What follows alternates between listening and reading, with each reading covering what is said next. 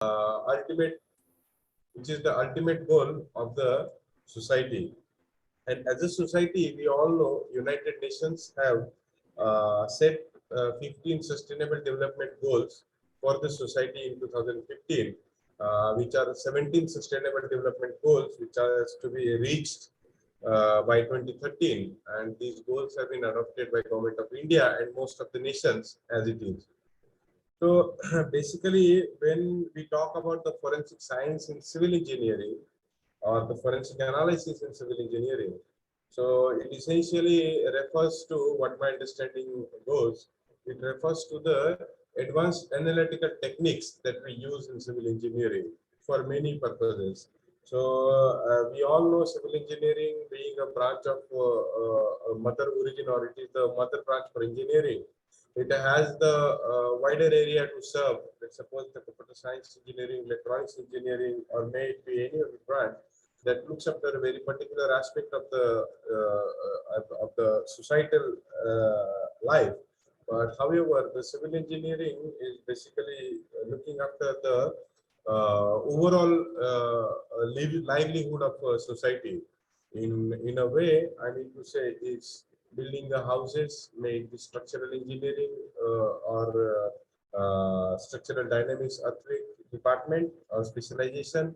When it comes to the road building, it comes to the transportation, and yes, geotechnical engineering, it deals with all kinds of buildings, foundations, and the more important, or one of the most important aspect of the civil engineering is environmental engineering, which deals with the water requirements of the society, and not very old, but or not very new, but since the time we have the wastewater generation, because whenever we are utilizing the water, it definitely is going to create a wastewater.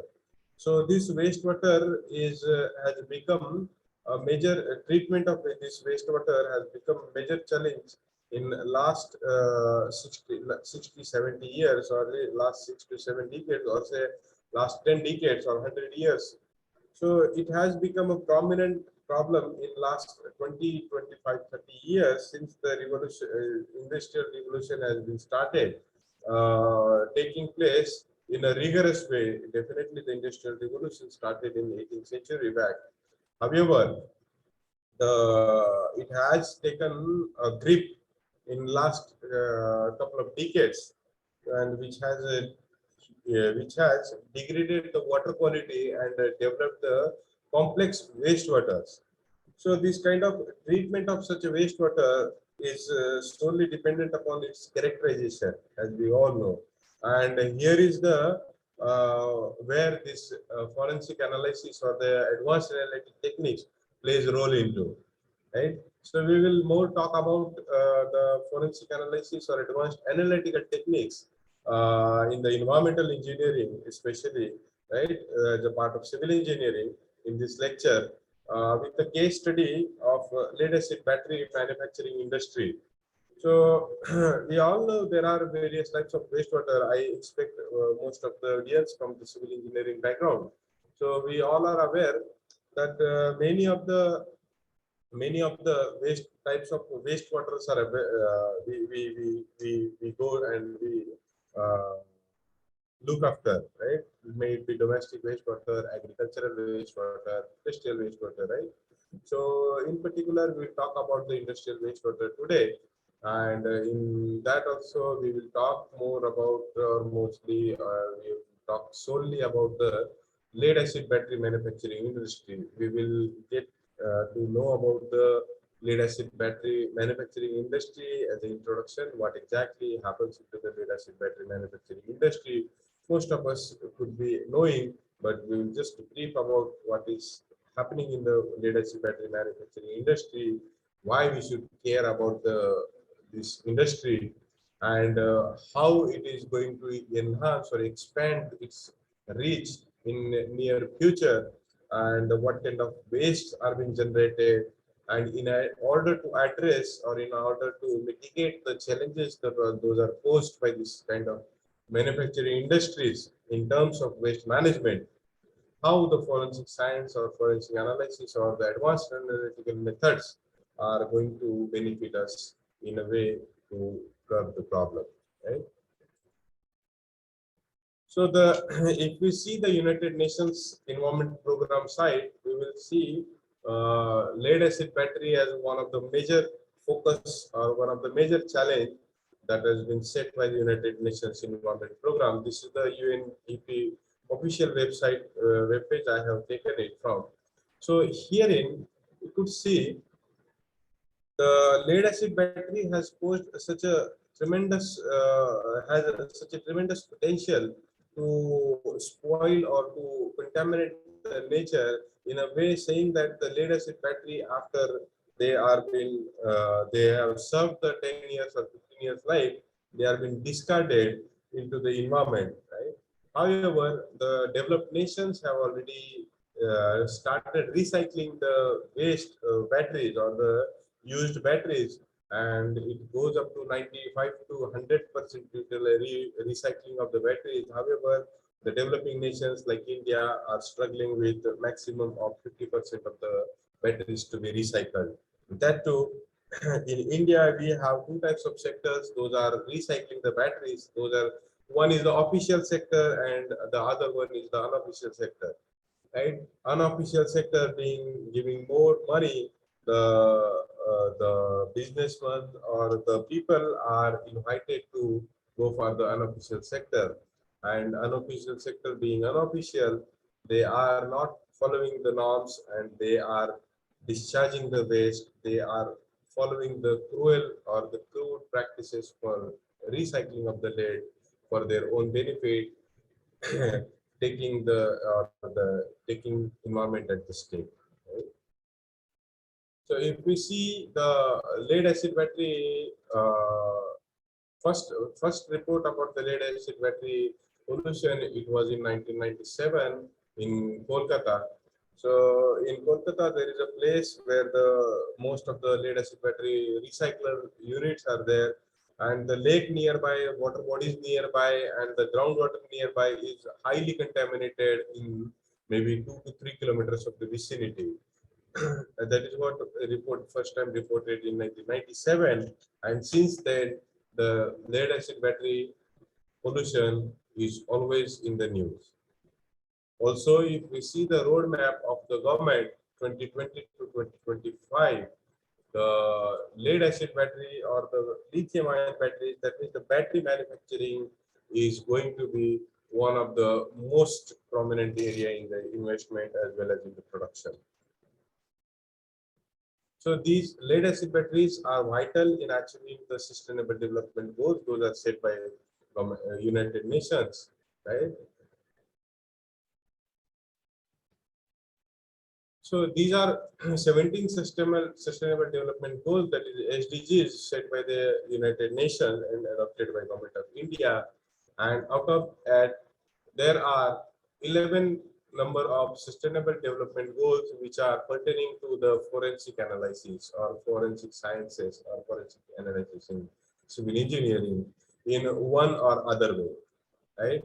As the United Nations mission statement details, these goals are intended to offer the blueprint to achieve a better and more sustainable life by 2030 to all, right? So this way, the forensic analysis is highly relatable to the sustainable development goals. May it be civil engineering, may it be any other branch of engineering or science or arts, but the forensic sciences or the forensic analysis is of utmost importance in this world. So if we want to take introduction about the subject, we will find that the rapid industrialization, as we have already known, it has changed the quality of life in a way that we are having a very good quality of life, very easier quality of life. However, putting environment at stake, it has degraded the water quality to a greater extent.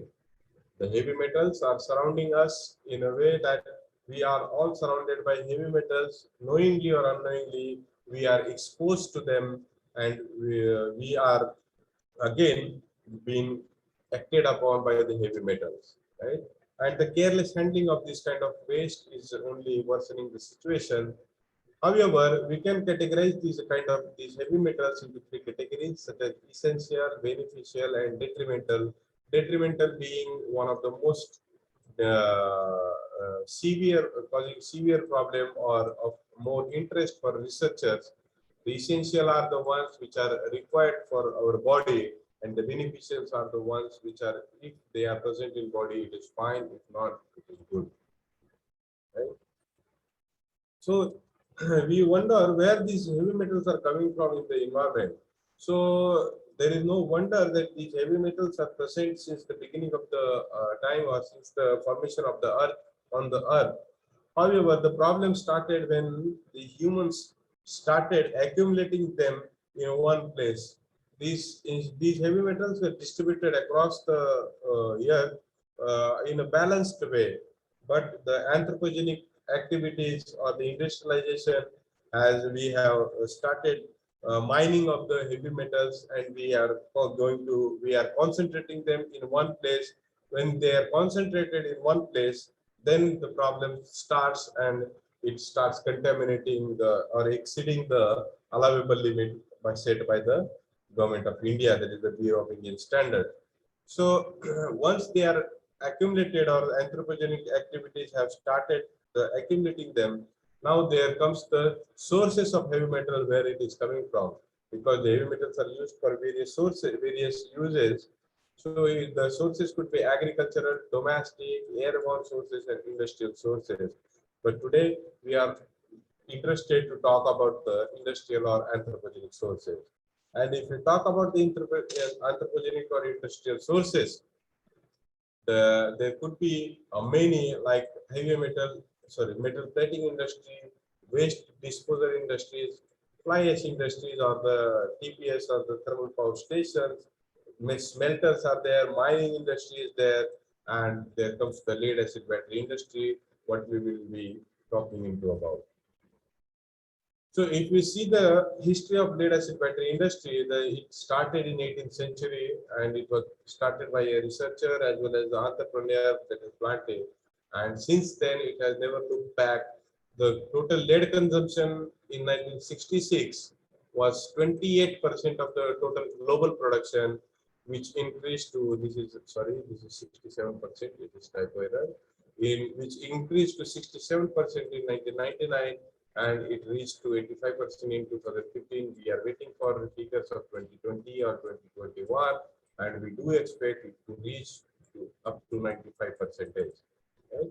So with the use of this kind of lead in lead acid manufacturing industry, it has effect on the environment, and it is going to affect the water bodies surrounding the groundwater surrounding the pollution areas, right, or the polluting sources, right.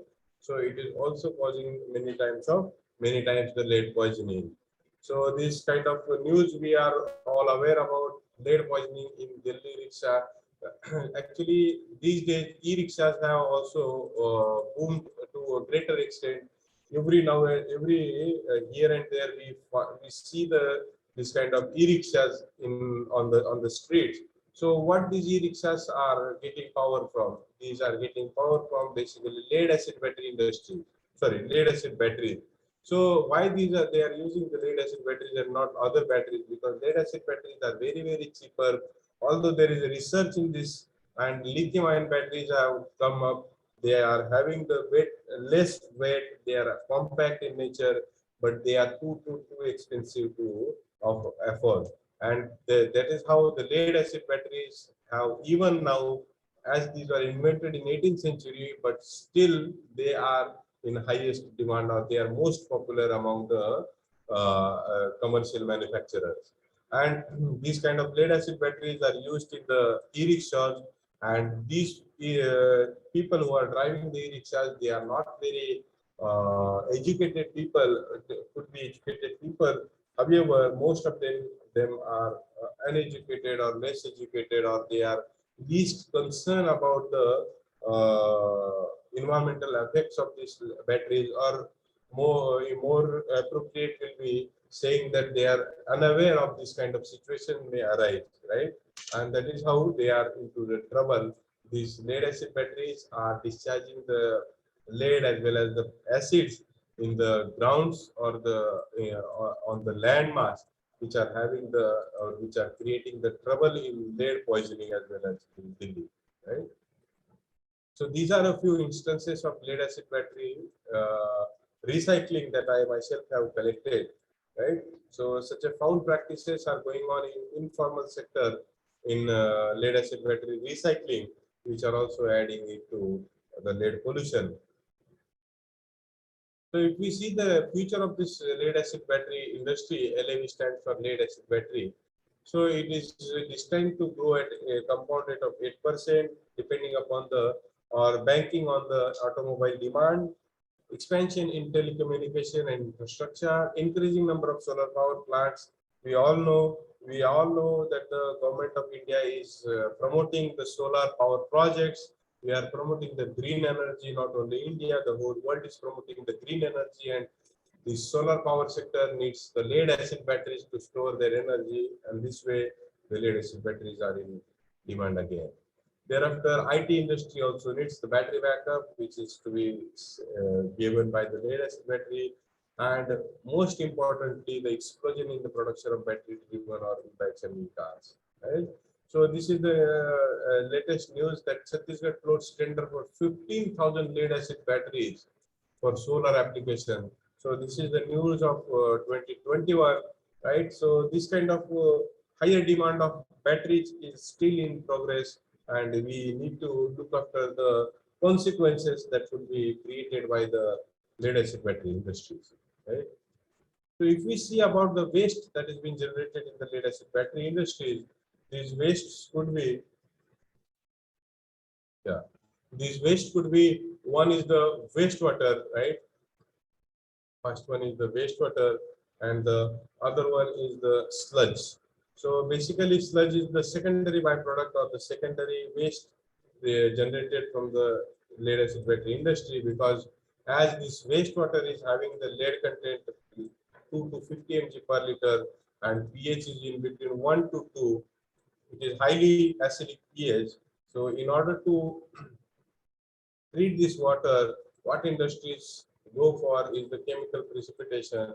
So in chemical precipitation, they are adding the lime to this water, and the pH is they're taken up to the 10 to 12, and at such a high pH, all the heavy metals, whatever are present in the dissolved form, they will be precipitating out and they will form a sludge, right? So this way the sludge is being formed, and the sludge, if we see the sludge properties or the characteristics, the pH is 6 to 9, and it has the enormous load of 500 to 10,000 mg per kg, which is mg per kg, sorry, mg per kg for the sludge, right? So this is highly toxic in nature. So if you talk about the treatment of wastewater and the sludge, so in first wastewater, if we see, that is the chemical precipitation that we discussed just now. Thereafter, we have the electrocoagulation, biosorption, heavy metal removal by commercial adsorbent or the functional adsorbent. So there are various methodologies or the methods or the practices that could be happening. However, the commercial adsorbent and the commercial adsorbent are becoming costlier, and it increases the cost of the treatment. If we see the treatment of sludge, in treatment of sludge, we can see the decontamination as well as the fixation of heavy metals, right? So the majority it is being used in brick production, either in cemented brick or the fired brick production. So if we see the removal by commercial adsorbent, we'll just go through the various adsorbents which are there, such as activated carbon, silica gel. However, the researchers are exploring various biomaterials for activated carbon production, which can be almond husk, tamarind husk, or the tamarind wood, or many are there, right? The coconut and coal and coconut husk are the most attractive choices by the researchers, which are having the higher surface area, right? if we see the functionalization of the materials, why we go for the functionalization of material is basically we need to understand again the science behind it, or the forensic science behind it. So the heavy metals are having the particular chemical properties. So these heavy metals are having a specific property. Every metal is having the specific property. And let's suppose this is our adsorbent, or this is our removal, either adsorbent or resin. So this should have some properties so that this heavy metal will be removed, right? So in that way, these functionalized adsorbents are the ones which possess the functionalized groups, or these are made to have the functionalized group on its surface. And to these functionalized groups or functional group, the heavy metals are coming and getting attached to, right? So it has the affinity for the heavy metals. These include the carboxylic amine sulfonic groups, right? Thereafter, we have the another treatment or another method for functionalizing, that is the acid-base treatment. In acid-base treatment, basically what happens for biomaterials, I will talk about the when we add the acid or base to the biomaterial. So basically, it disrupts the lignin structure of the precursor or the biomaterial, and exposes the whatever are the functional groups present in the biomaterial. Those are naturally present there. It also adds the it also gives the opportunity to impart additional functional groups of interest on the biomaterial, as the lignin structure is already discarded, or it is already been broken. So now this we can be use this biomaterial cellulose and hemicellulose is exposed for the polymerization. So it induces basically the functional groups. And in graph polymerization, we go for various chemicals which are used in graph polymerization, such as ADTAD or the succinic anhydride. So basically, the graph polymerization, the basic advantage for graph polymerization is that it confers the mechanical strength to the biomaterials, right? And it also gives the leaching resistance. So we will talk about the biosorbent synthesis for heavy metal treatment, wastewater treatment. So in the synthesis of sorbent, the most important or the crucial part is the precursor selection, then selecting the methodology for the activation, then characterization, where plays the role of forensic sciences or the forensic analysis, and the adsorption procedures, right? And thereafter we have the lead acid battery characterization and its valorization, for which again we will use the forensic analysis for the characterization of lead acid battery, sludge, as well as the testing, right? So if we see the subject motivation behind selecting this kind of a precursor, we have the sustainable development goals, in line with which say utilization of biomaterial is one of the important aspect achieving the sustainable development goals, right? And if we see the arecanut husk, which has been called as the supari or the Tamil in the local language in many parts of the country. So we have the husk covering it before we chew it, right? So if we see the statistics, India is one of the highest exporter as well as the importer, producer as well as the importer of this arecanut husk. And as there is a more production, there is more import of arecanut husk, arecanut, we will see the arecanut has the highest or the almost 55% jump in last 5 years, right? So as there is a more production, as there is more import of this arecanut, there will be a more growing problem for the waste dumping of this kind of arecanut husk. So if we see this, the news of 2020, and it says that the indiscriminate dumping of arecanut husk worries the resident, right?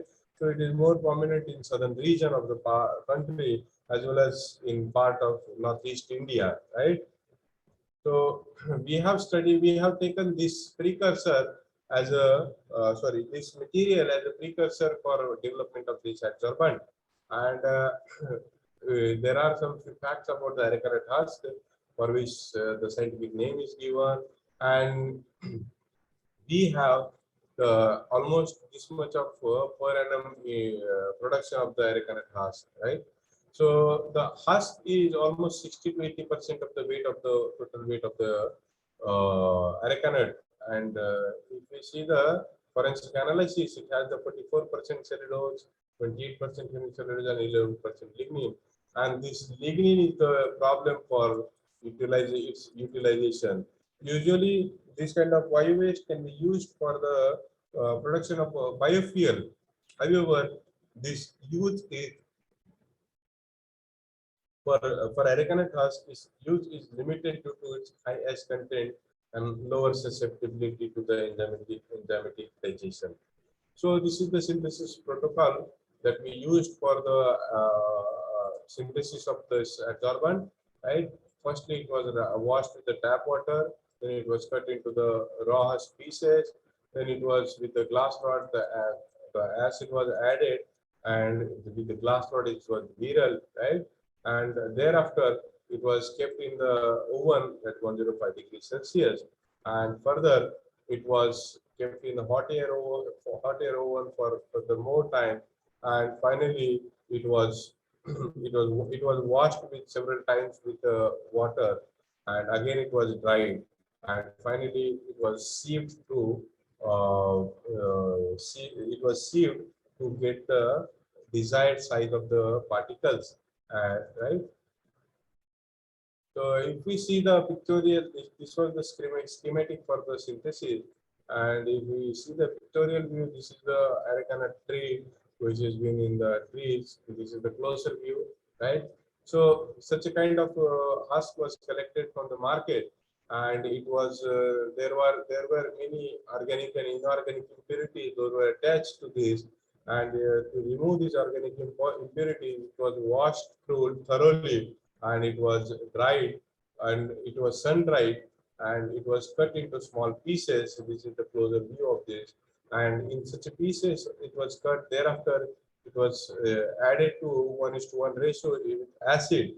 The acid was added when it was with the glass rod. It was viral, and thereafter it was several times, it was multiple times, it was washed with the water as well as many other agents to remove the acid remaining or the unused acid, and it was washed till pH becomes the normal. It was again sieved through various sieves in order to get the activated carbon of desired size, and this is the final outcome of this activated carbon. So we also synthesized a type of resin that we will see in the coming slides. So this FFA, that is the functionalized fibrous adsorbent or the biosorbent, was once it is used, once it is we manufactured or we created or we synthesized the adsorbent. Now the next challenge is to understand the properties, because without understanding the properties, it is of no use to use this, right? So even if it is removing, we found that it is removing the heavy metal, but what is the mechanism behind it? Because until and unless we find the mechanism behind it, we cannot scale up this to pilot scale or to the industrial scales, right? So we went for the proximate analysis, thermogravimetric analysis, heat surface area, scanning electron microscopy, EDX, then FTIR spectroscopy, buffering capacities, and potentiometric tracers. So this is the synthesis protocol for use for this. These are the cut raw husk, right? And if we see its internal structure, so this is the lignin, right? This is the lignin part. Again, this is also lignin part in this.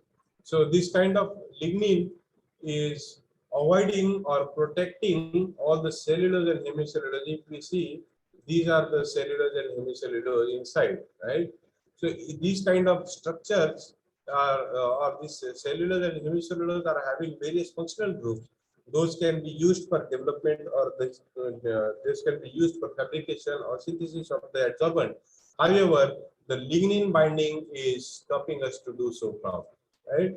So if we see the even closer look or even closer view schematically, this is the single strand that I have enlarged herein, and this is the lignin structure.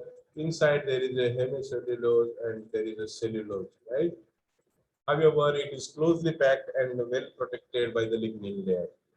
Now, if we see the structure of this adsorbent, when we saw the structure of adsorbent, we found that this kind of a lignin structure was broken, right? And now these cellulose and hemicellulose are exposed, and these were having this kind of internal pores, as well as it was having the carboxylic as well as the sulfonic groups on its surface, which was very useful for removing heavy metals. So these all these kind of information or all this characterization is only possible because of the advanced analytical technique that we use in civil engineering. Right?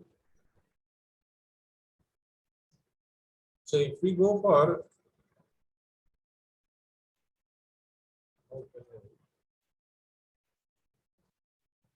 oh, sorry.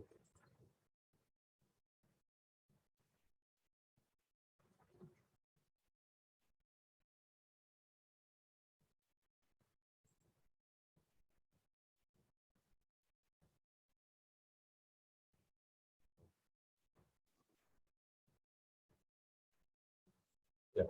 So if we see about the characterization, so I'm audible, right? Yes, sir. Yes. Oh, okay. So if we see the characterization, so we have gone through various characterization techniques, and we found that the proximate analysis is something that we find the ash, volatile matter, moisture content, and these properties of this adsorbent as well as the precursor. These properties are important to understand the mechanism of the functionalization, right? If we see here the ash content of the FFA and versus the raw husk, RH stands for the raw husk and FFA stands for the functionalized fibrous adsorbent, right? So the ash content was increased, the volatile matter was also increased, and the moisture content was decreased as during the acid treatment, the temperature rose up to 120 degrees Celsius, which have evaporated or burnt all the moisture that was present.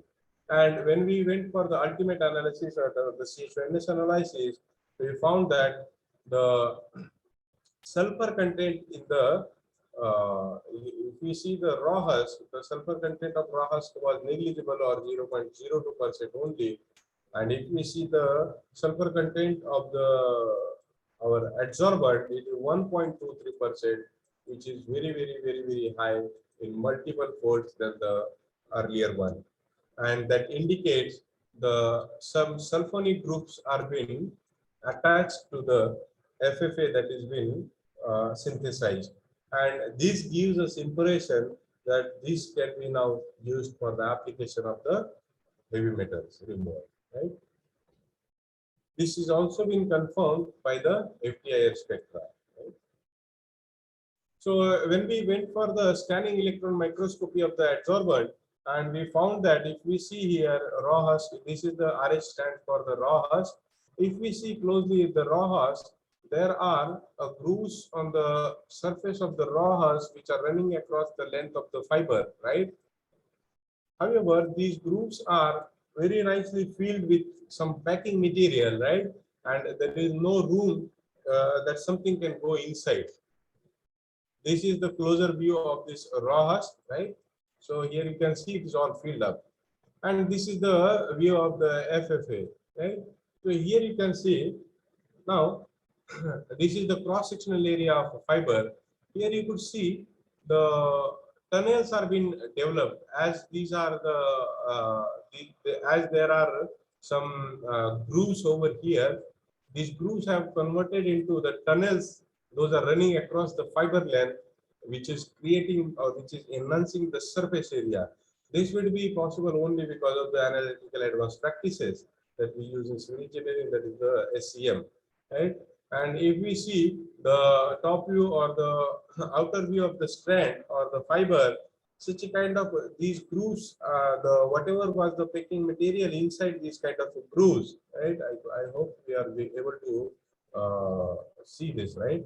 So such a grooves are being the material which was inside the grooves was completely burnt out or completely removed, and the surface area is increased, right? So this is the another image of this, and the image of this, the surface of this adsorbent found to be highly porous, and the honeycomb type of structure was found in the adsorbent, right? So when we applied this for removal of heavy metals from the industrial wastewater that was collected from Exide Industries, which manufactured the lead acid batteries, so we found that the removal was almost 98% when the initial concentration was up to 10 mg per liter. However, we also practice this for synthetic wastewater, wherein we were able to remove with a dose of 1 gram per liter, but for real-time industrial wastewater, the dose was almost 4 times, that is 4 mg per liter for this. Because this increased demand in the dose was attributed to presence of other heavy metals such as cadmium, ferrous in the wastewater. Again, we used AAS, that is atomic absorption spectroscopy for this analysis. Thereafter, we used the same material for synthesis of bioresin. So in bioresin synthesis also, we use the same adsorbent precursor, and this precursor was washed with tap water and dried at 105 degrees Celsius, the same way that we did earlier. And here in 10 gram, in some proportion, we used NaOH, that is the alkali that we already discussed, acid and alkali treatment. The first one was acid treatment, the other one is this one is the acid alkali treatment. We use the alkali to remove the lignin material from outside of the biomaterial, and once the biomaterial lignin is removed, now the cellulose and hemicellulose is exposed for the impregnation of the heavy functional group. Then we added the EDTAD, which is one of the material that is being used to impart the functional group, and DMF, that is one of the solution that enhances or accelerates the procedure or accelerates the reaction.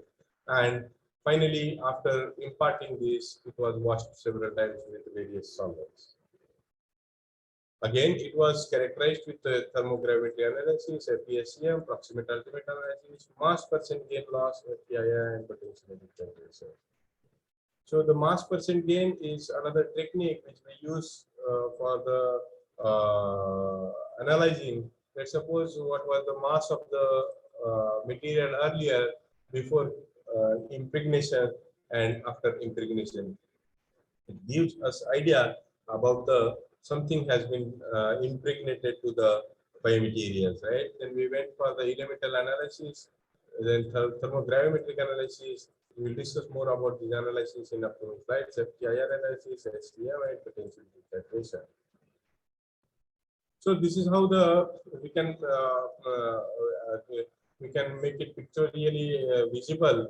So what is happening inside the husk? So this is the raw husk that you all can see. This is the raw husk, and this is the FPSCM image of the raw husk. You can see there are grooves on this husk, and these grooves are completely filled. Wherein after mercerization or after alkali treatment, this is the color of this husk was changed, and when we saw the FPSCM image, it was found that there was no grooves found in this. However, no complete material removal was also found. However, this kind of grooves were not there, and the packing was not there, and the material found to be a little shaky in the nature, right?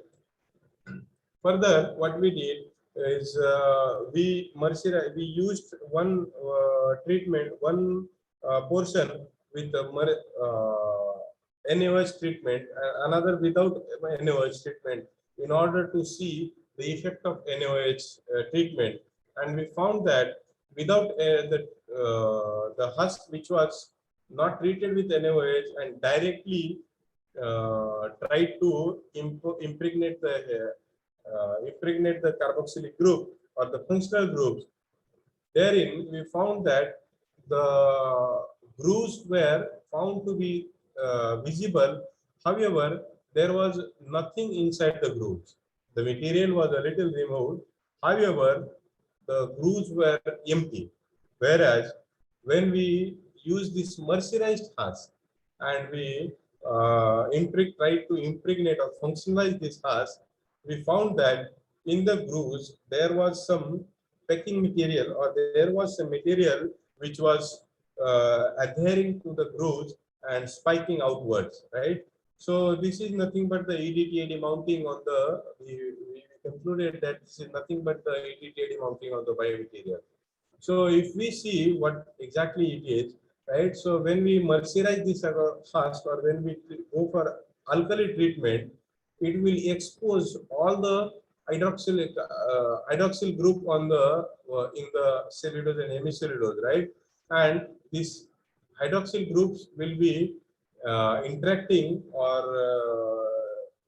with the EDTAD that is being added to this, and then this is the EDTAD is getting mounted, or the carboxylic groups with EDTAD, which is having the 4 carboxylic groups here you can see. So these 4 carboxylic groups will be sorry. So these 4 carboxylic groups will be added to the hydroxyl group over the husk, right? So when we saw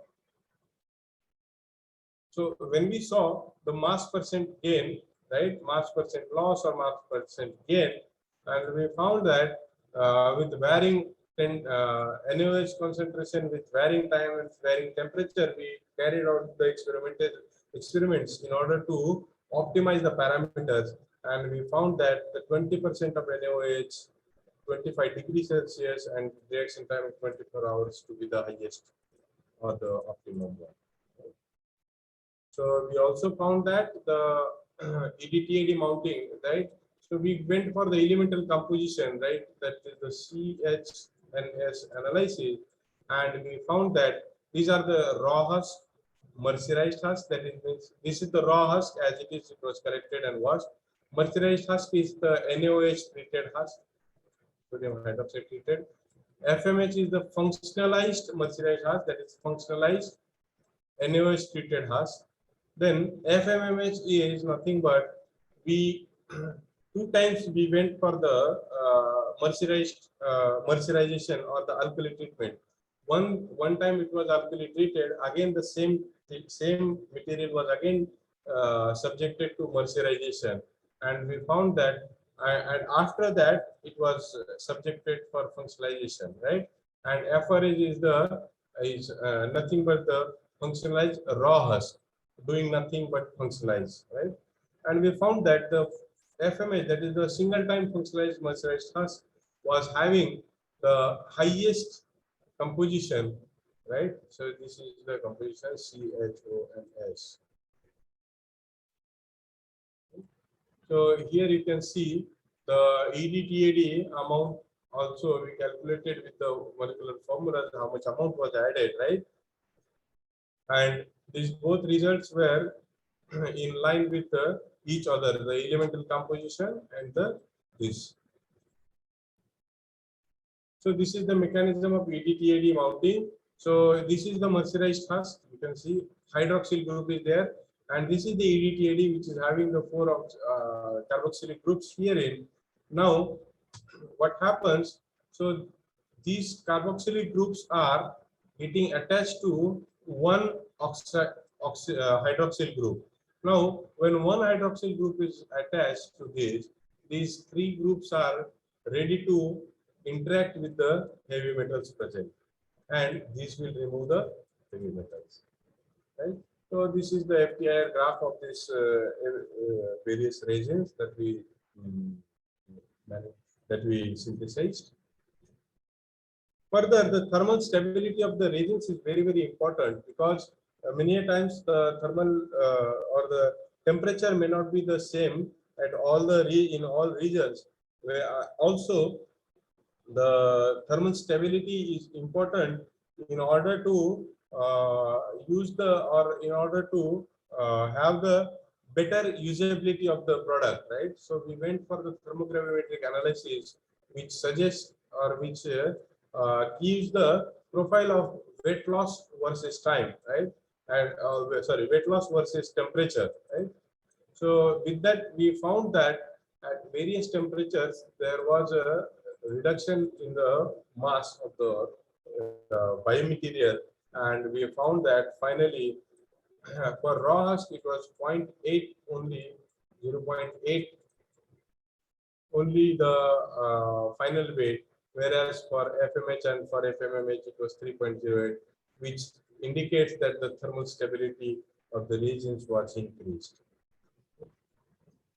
Thereafter, as we already have discussed, these are the PSCM images that you can see. Here you can see very clearly. This is the channel where across which the this is the fiber across which these kind of grooves are running. And after mercerization or after alkali treatment, the position of the situation of the strands, and thereafter, without NAOS treatment, we tried to functionalize it, but it was not able to functionalize. And the alkali treated material was again tried to functionalize, and we could find here it was nicely functionalized, and the material was inside the grooves.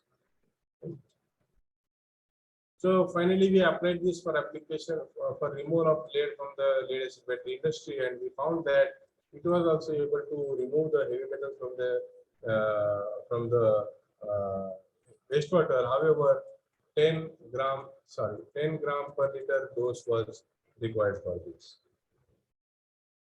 Further, we try to concentrate on the other part of the waste that is being generated in the industry, that is the sludge, right? And there are conventionally two types of bricks we go for, right?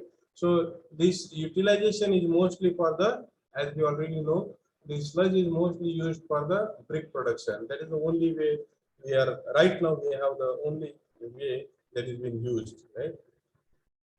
So we use this for, so usually this will be used for cemented bricks, either for cemented bricks or for the fired bricks. Right? So this is the procedure how we go for the fired brick production.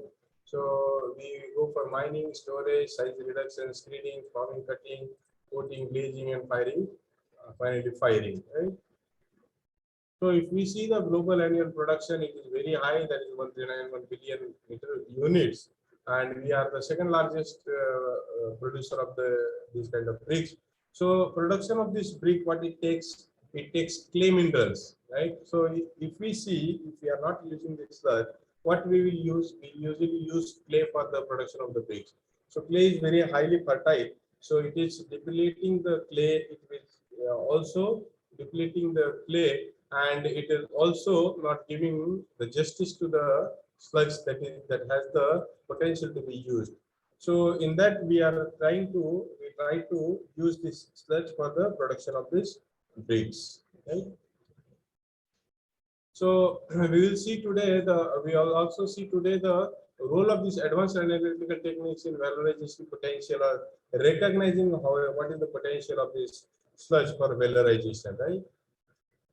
So that we will go through, we will do that through total metal and TCLP analysis against the sophisticated analysis, spectroscopy analysis, VCR extraction, particle size and metals, risk assessment, and finally we will see how we utilize the sludge for production of bricks. And further, we will find how we again use the analytical techniques to comply or to analyze our brick for user-friendly production, right? So this is the pictorial view where how I can depict you what is going to happen in this, right? So this is the manufacturing of this acid battery from where the sludge is being generated like this. The sludge in huge quantity is generated, and if you go for the improper dumping or landfilling of this kind of sludge, then it will be uptaken by the plants and it will enter into the food chain. Or secondly, it may join the groundwater, contaminate the groundwater, from where it will enter again into the food chain. So if we see the characteristics, by visually we found that it was having the ferrous, because the inside it was black, but outside it was becoming the yellowish or the reddish one, which indicates it is having a high ferrous content, which is getting oxidized when it is exposed to the atmosphere, right? So it gave the impression that it has very high content of Fe, and with analysis we found that it is not wrong, and the Fe content was very high, right? So thereafter, the analysis of this sludge, we found that the content of the lead was 8,322 mg per kg in the sludge, which is very high, whereas the allowable limit is only 500, right? Therefore, we went for the TCLP. What is TCLP? Is toxicity characteristic leaching procedure. It is a test set by USEPA, that is United States Environmental Protection Agency, to recognize, characterize, or identify any solid waste as a toxic waste or not, or as a hazardous waste, right? And we found that the TCLP is a test wherein we go for TCLP liquid, and we get the TCLP liquid, which has been, sorry, we prepare the TCLP liquid and we add some sludge to the TCLP liquid in some proportion, 1:20 proportion, to be precise, and then we shake it for 24 hours, and then we centrifuge it, remove the solids, or separate the solids from liquid, and we analyze the heavy metal present in this TCLP fluid. And for this, we found that it was 20 mg per liter, whereas the allowable limit is only 5. Right? So these forensic analysis or the advanced analytical techniques characterize this sludge as a toxic waste. Right? Further, we characterized it in spectroscopic way, and we found that there are various minerals present in this LABS, that is lead acid battery sludge. Right? So the most prominent mineral was basanite, which was 56%. So this gave us impression that yes, this sludge can be used for the production of bricks, and this is how the advanced analytical techniques or the methods are very useful deciding or determining the properties and deciding the possible valorization methodologies for the waste, right? And further, there were various minerals in trace amount, right? Thereafter, we went for the FESCM images and the EDX mapping of the images, and we found that the heavy metals, various heavy metals, were distributed across the sludge in a uniform way, and we also found such a small parts of the calcite, which is the result of addition of calcium carbonate, which is calcium oxide, which is the result of lime addition to the wastewater, right? Then we went for the BCR extraction scheme, wherein through this BCR extraction, what we will recognize is we already have recognized or identified the total metal, heavy metal concentration. How much is the total heavy metal present in? But for environmental analysis, the total heavy metal do not give a clear idea about the toxicity of the sludge.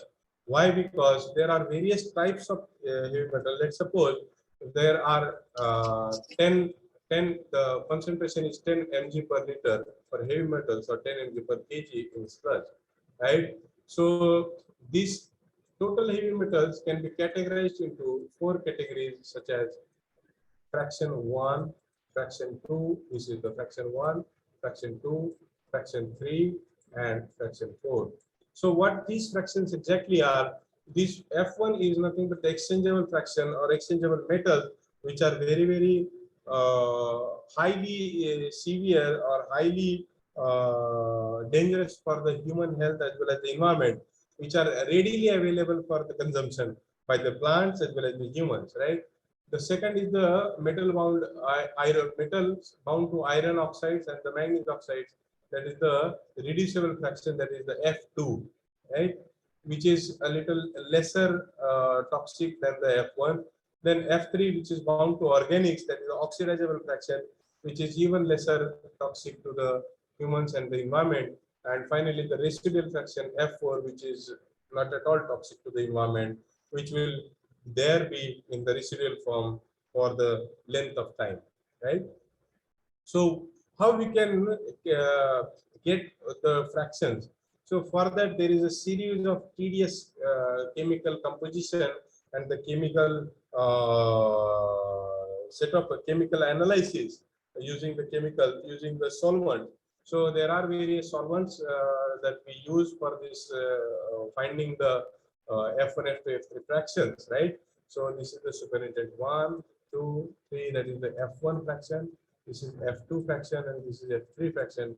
And whatever is left over, it is again going for the acid digestion. Whatever is left over, that is going to acid digestion, and from there we find the residual fraction present in the sludge, right? So this is how we found this, and we found that most of the this is the DCR extraction scheme result, and here you can see the F1 fraction is been indicated by this blue color, F2 fraction is indicated by green color, F3 by yellow color, and F4 residual by white color. So out of this, F1 is the highest, it poses the highest risk. So here we can see only 12% of the lead was in the exchangeable fraction, right?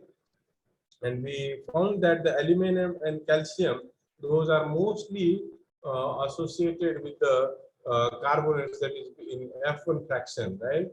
Manganese, ferrous, zinc, and magnesium was in F2 fraction. Lead and copper mostly in the F3 fraction, that is bound to organic, that is 67 to 55. And cadmium was mostly in F4, that is the residual fraction. However, whatever amount of heavy metals of interest, that is lead and cadmium, right?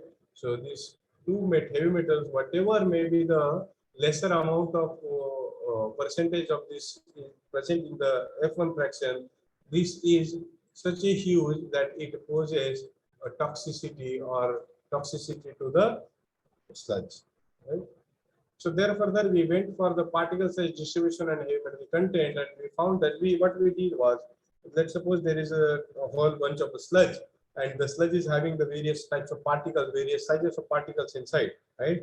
So we segregated all particles physically, and we analyzed the heavy metal concentration in various fractions of this sludge, and we found that most of the particles, most of the heavy metal was found in smaller fraction or the finer fraction of the heavy metals, the finer fraction of the sludge, and coarser fraction, which is more than 75 micron, was having only 5% of the heavy metal. And surprisingly, the coarser fraction was more than 75% of the weight. That means 75% of the weight was carrying only 5% of the heavy metal, and 25% of the weight of the sludge was having the 95% of the heavy metal. So this gives us idea that if we can go for a physical segregation of such kind of waste before treatment, so we can propose different treatment technology for different heavy metal, different size of fractions, and this will in turn reduce the economics or cost of the treatment. Right? Further, we went for the risk assessment indices, and we found that the contamination factor per lead was very high, and the cumulative PER, that is potential environment risk per lead acid battery, was 435, whereas the PER of more than right, sorry. So, wherein PER of more than potential environment risk of more than 260 unit itself is very high risk, wherein we found it to be 435, right? So this is the pictorial representation of the valorization. This is the hazardous battery sludge. If we use, if we go for improper dumping, it will be uptaken by the plant, or the metal leaching through the groundwater and finally entering into the food chain. Instead of that, if we go for production of fired clay bricks, we are able to curtail the TCLP test, no heavy metal leaching, and we'll see in upcoming slides, we were able to comply the BIS standards, as well as we were able to find manufacture the colored bricks.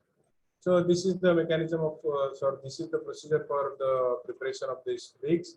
So these bricks were first blended with some, the bricks were not completely 100% of the sludge. So we varied the percentage of the LABS or PBS, that is the pulverized brick. So here there are two terminologies, that is PBS and PCS. So this PBS is standing for pulverized battery, right? And this is battery, and this is the PBS, pulverized battery sludge, and this PCS is pulverized clay soil, right? So this is the soil that we usually use for battery manufacturing, and this is the PBS is nothing but the sludge. So we varied the sludge content from 5% to 50% in the sludge, sorry, in the soil, and we followed the method terminology that B5 means. When I say B5, it essentially indicates or refers to the bricks which are used with 5% replacement of the sludge, right? I hope I'm clear, right? So if we see the PCS and PBS APSM images, here you can see the this is the clay that was collected from the market, and this is the sludge, raw sludge. So both of them possessed a very similar nature, and it was therefore the blending was very easy. And when we used the fired the bricks at 875 degrees Celsius, the structure was a little changed. When we fired the bricks at 1000 degrees Celsius, the structure was even more changed, and we found such a glassy surfaces in the bricks, right? And when we fired the bricks at 1250 degrees Celsius, we found that the glassy surface was very hard surface was visible. However, there was some floating phenomena, and such a kind of holes were found. So these holes are basically because at such a high temperature, all the minerals of the soil as well as the sludge were dissolved, and the soil started like boiling, acted like a liquid, and it released the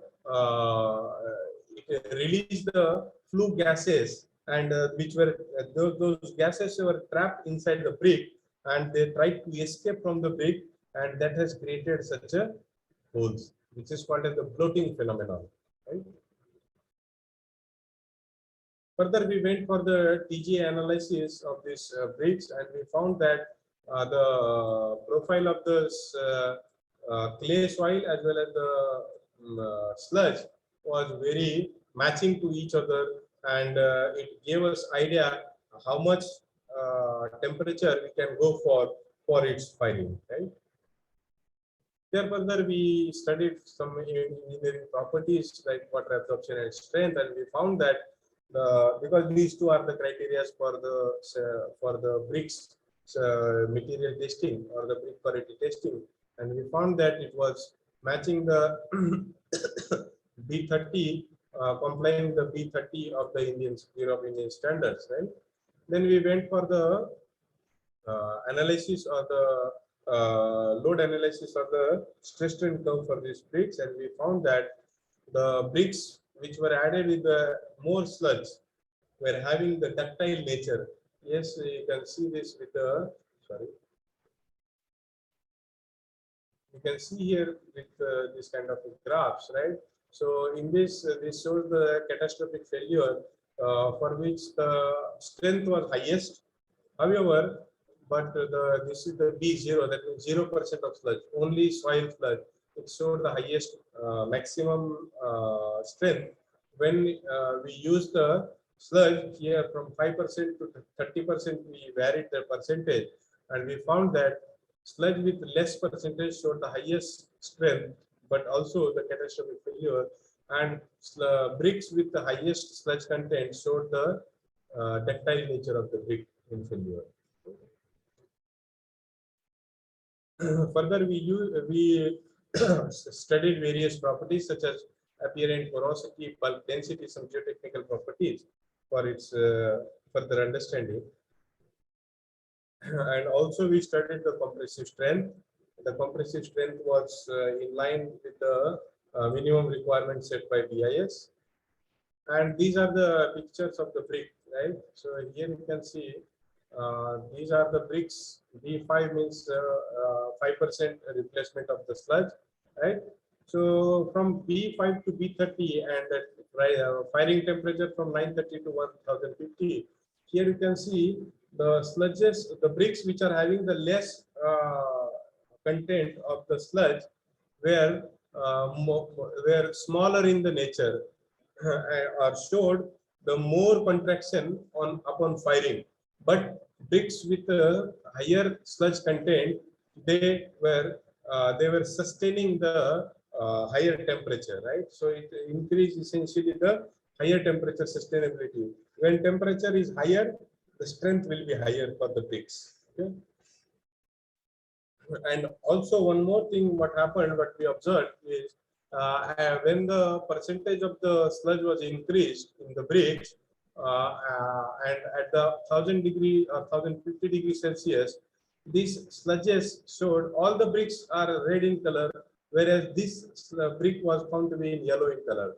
So this was because essentially this red color to the brick is imparted by this Fe2O3 to Fe3O for conversion, right? But this yellow color was because of a higher content of CaO. As the sludge was containing calcium oxide, right? Underutilized calcium oxide. So the CaO gave the yellow color to the bricks.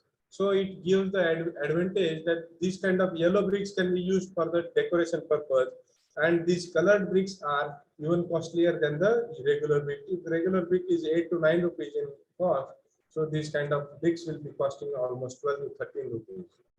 So this will earn the revenue for the industries, right?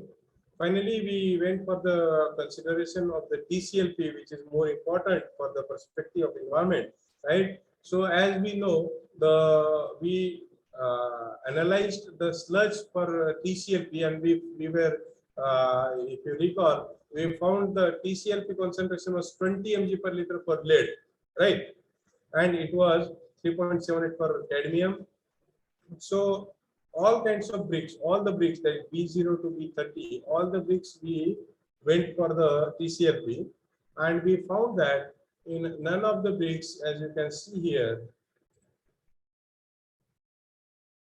So this is the PBS, that is the raw sludge, and here you can see none of the bricks showed the leaching of the lead in more than the allowable limit. So the allowable limit is 5 mg per liter. The earlier was 20 mg per liter, and now it has been within the furnace feed limits, right? So further, we went for the brick compliances as per the BI standards. Right? This is the grade of the brick, the 35, the 40, or depending upon the strength of this. And we found that all bricks complied in the view of the compressive strength, but the water absorption was found to be the limiting criteria to use the maximum percentage of sludge replacement. And we found that we can go for B20 without any harm to the environment as well as complying to the BIS standards. Right?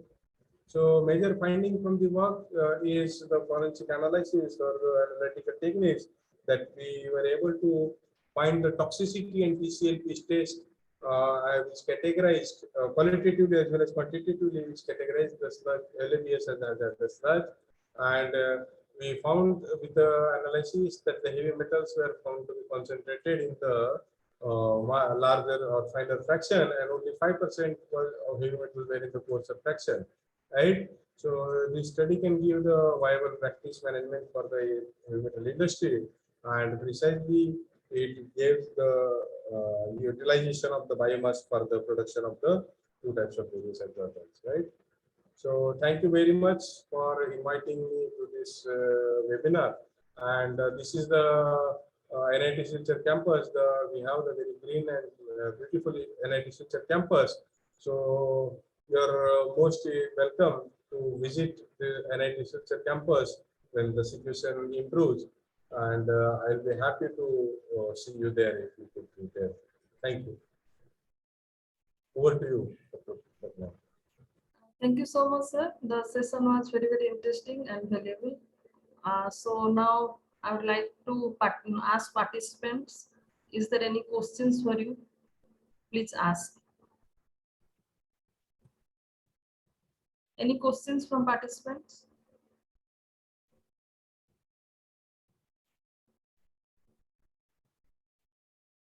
Any questions from participants? Please ask. Please unmute yourself and ask.